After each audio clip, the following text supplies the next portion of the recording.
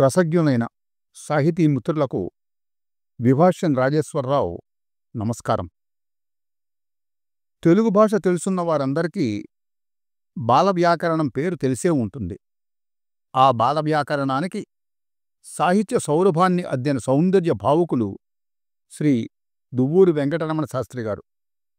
రమణీయం పేరుతో అతి కటువైన వ్యాకరణ శాస్త్రాన్ని కూడా అతి సుకుమారమైన ఓ పువ్వులా మలిచి తెలుగువారికి ఓ గొప్ప వ్యాకరణం పుస్తకాన్ని అందించిన మహానుభావుడు ఆయన. శాస్త్రిగారిది తూర్పుగోదావరి జిల్లాలో మసకపల్లి గ్రామం. వీరు విలంబినామ సంవత్సరం వైశాఖ శుద్ధ పంచమి నాడు జన్మించారు. ఈయన విద్యాభ్యాసం తాతగారైన రామచంద్రుడు గారి వద్ద జరిగింది. రామచంద్రుడు గారు గొప్ప వేద పండితులు. ఎవరైనా ఆయన్ని ఆహ్వానించి సత్కరిద్దాం అనుకుంటే తాంబూలం మాత్రమే తీసుకునేవారట. అదేనా అవతల వారు ఇవ్వబోతూ ఉంటే, వద్దు వద్దు, అలా పళ్ళెంలో ఉంచండి, నేను తీసుకుంటాను అనేవారట. చేతికి ఇస్తే పుచ్చుకోక పళ్ళెంలో ఉంచమంటారేమిటి అని ఎవరైనా అడిగితే, చెయ్యి బోరగిలా ఉండాలి గాని తిరగబడితే విలువ లేదు అనేవారట. అంటే చేతనైతే ఎవరికైనా మనం ఇవ్వాలి గాని ఒకరి దగ్గర పుచ్చుకుంటే ఏం విలువ అని ఆయన తాత్పర్యం. అటువంటి తాతగారి దగ్గర సంస్కృత విద్యను అభ్యసించిన వెంకటరమణ శాస్త్రి గారు 1918లో మద్రాసు విశ్వవిద్యాలయం నుంచి విద్వాన్ పరీక్షలో ఉత్తీర్ణులయ్యారు. 1923వ సంవత్సరంలో శాస్త్రిగారు విజయనగరం కాలేజీలో ఉద్యోగానికి ప్రవేశించిన కొత్తలో ఆయన స్వగ్రామమైన మసకపల్లి నుంచి సొంఠి లక్ష్మీనరసింహశాస్త్రి గారు ఓ ఉత్తరం రాశారు.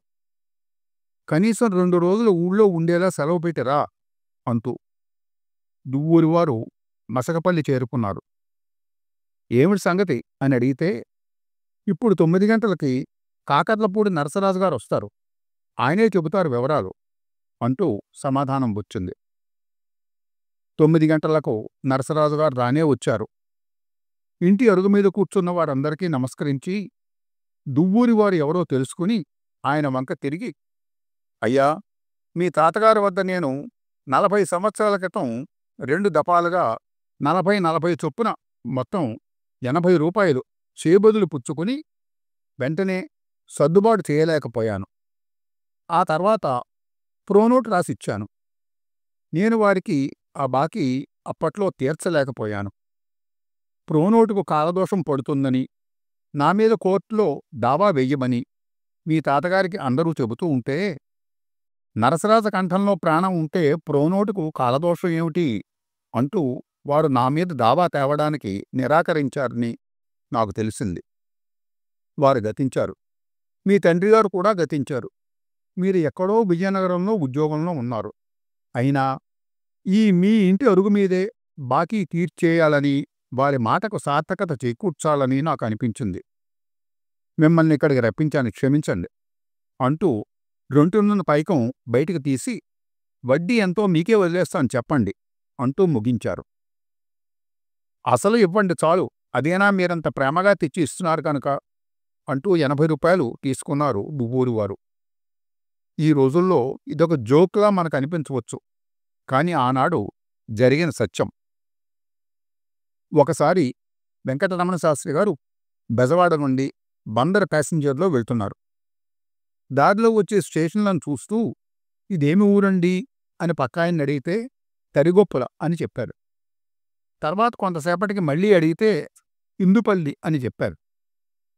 అలా రైలు వెళుతూ ఉంటే వరుసగా స్టేషన్ల పేర్లు అడుగుతూ ఉంటే పక్కాయనికి విసుగొచ్చినట్లుంది.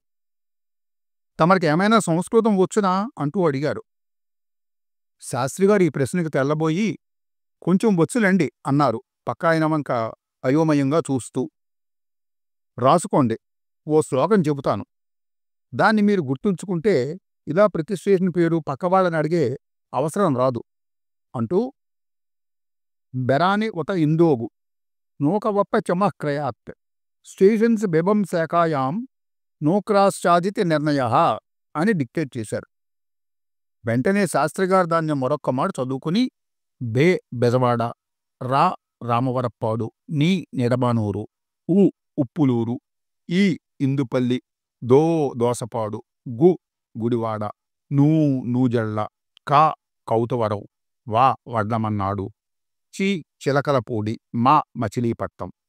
ఇవన్నీ బిభంశాఖాయాం బెజవాడ బందరు లైన్లో స్టేషన్లు అంటూ గతగతా చెప్పేసి, అయ్యా 4వ పాదంలో నూ క్రాస్ చాత్ అంటే ఏమిటో తెలియలేదండి అన్నారట. పక్కాయన చిరునవ్వు నవ్వి, కవి హృదయం వెడమర్చి చెబితేగాని తెలియదులేండి అన్నారట. వెంకటరమణ శాస్త్రి గారు ఎంతో కుతూహలంతో ఏమిటండి ఆ కవి హృదయం అంటూ అడిగారు. నూజెళ్లలో క్రాసింగ్ చాత్ అవుతుంది, ఇది అదనపు సమాచారం అన్నమాట, గుర్తుంచుకోండి అంటూ అంతలోనే తన స్టేషన్ వస్తే సంచి పుచ్చుకుని దిగిపోయాడట ఆయన. అయ్యో, ఈ చిత్రకవి పేరైనా అడిగాను కాదే అని దువ్వూరి వారు ఎంతో చింతించారట. ఆంధ్ర విశ్వవిద్యాలయం వారు దువ్వూరు వారికి కళాప్రపూర్ణ ఇచ్చి సత్కరించారు. తర్వాత ఏర్పాటైన ఓ అభినందన సభలో దువ్వూరి వారు మాట్లాడుతూ, పూర్వం ఛాన్సలర్లు బ్రిటిష్ వారు కళాప్రపూర్ణ ఇస్తూ కాలప్రపూర్ణ అని పలికేవారు. గౌరవం పొందుతున్న వాళ్ళు కూడా బాగా వృద్ధులు. ఈ గౌరవం లభించిన కొద్ది కాలానికే వారు పరమపదం చేరుకునేవారు అంటూ చమత్కరించారు. శాస్త్రిగారు తమ వృద్ధాప్యంలో పక్షవాతంతో బాధపడ్డారు. ఆంధ్ర యూనివర్సిటీ నుండి ఓ ప్రొఫెసర్ గారు ఆయన చూడటానికి వెళ్ళి, ఎలా ఉన్నారు శాస్త్రిగారు అని అడిగితే దువ్వూరి వారు నవ్వుతూ, ఏముంది, అచ్చుకో ప్రయత్నం హల్లుకో ప్రయత్నంలా ఉంది అన్నారట. సుప్రసిద్ధ సంస్కృతాంధ్ర పండితులైన శ్రీ దువ్వూరి వారి స్వీయ చరిత్ర ప్రతి తెలుగువాడు చదవవలసిన గొప్ప పుస్తకం. వీరు కాకినాడ ప్రభుత్వ ఆసుపత్రిలో చికిత్స పొందుతూ తమ 78వ ఏట 1976 మార్చి 6వ తేదీన కాకినాడలో దివంగతులయ్యారు. సుప్రసిద్ధ సంస్కృతాంధ్ర పండితులైన కళాప్రపూర్ణ శ్రీ దువ్వూరి వారికి నివాళులర్పిద్దాం. సెలవు. నమస్కారం.